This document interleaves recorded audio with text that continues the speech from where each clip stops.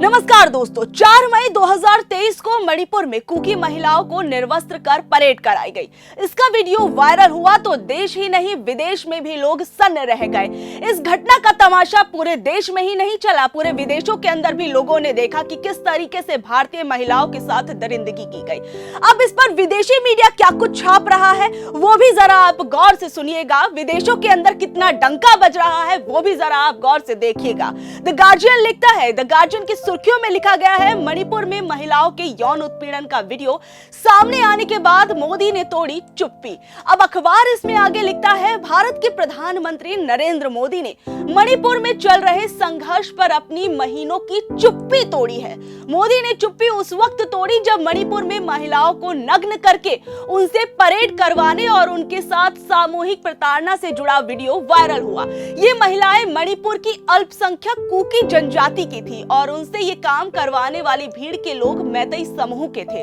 संसद सत्र की शुरुआत से पहले मोदी ने कहा कि इस घटना से पूरा देश शर्मिंदा हुआ है, किसी भी दोषी को बख्शा नहीं जाएगा। तो देखिए, 2 महीने बाद अपनी चुप्पी तोड़ने वाले प्रधानमंत्री की पर जो नजर है वो देश ही में नहीं विदेशों के अंदर भी है। अब द न्यूयॉर्क टाइम्स जो है वो क्या कुछ लिख रहा है आप वो सुनिए। इसकी जो हेडलाइन थी उसमें यह लिखा था, भारत में यौन उत्पीड़न के वायरल वीडियो ने जातीय संघर्ष पर फिर ध्यान खींचा।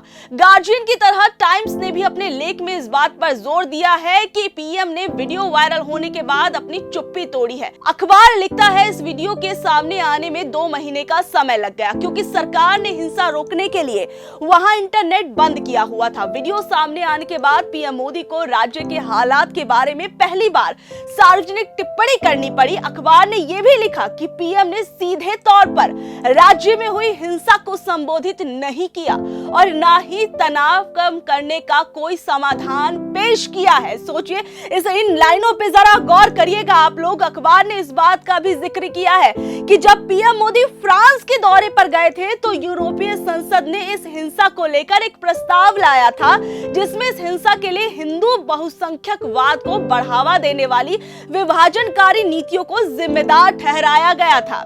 अब अल जजीरा जो है, कतर का जो अखबार है, वो क्या कुछ लिखता है वो सुनिए। इसकी हेडलाइन में जो लिखा था वो ये था कि मणिपुर की महिलाओं को नग्न घुमाने और यौन प्रताड़ना की वीडियो पर भारत में आक्रोश। अल जजीरा जो है अब अपने इस अखबार में आगे लिखता है कि ये वीडियो 3 मई का है, 2 महीने पुराना है, लेकिन मणिपुर में इंटरनेट बैन की वजह से ये बाहर नहीं आ पाया था। इस बात की आलोचना भारत के मानवाधिकार कार्यकर्ता कर रहे हैं। मणिपुर हिंसा पर भारत के पीएम नरेंद्र मोदी ने अपनी 2 महीने की चुप्पी तोड़ी है। उन्होंने कहा कि इस घटना से उनका मन बैठ गया है और वो नाराज हैं। अब वॉशिंगटन पोस्ट जो है अमेरिका का अखबार, वो क्या कुछ लिखता है वो जरा आप सुनिए।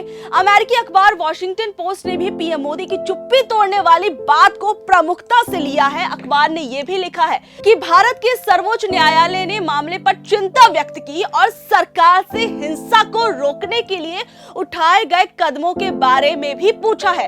अखबार ने सीजेआई डीवाई चंद्रचूड़ का बयान भी छापा है जिसमें उन्होंने कहा था कि एक संवैधानिक लोकतंत्र में ये अस्वीकार्य है।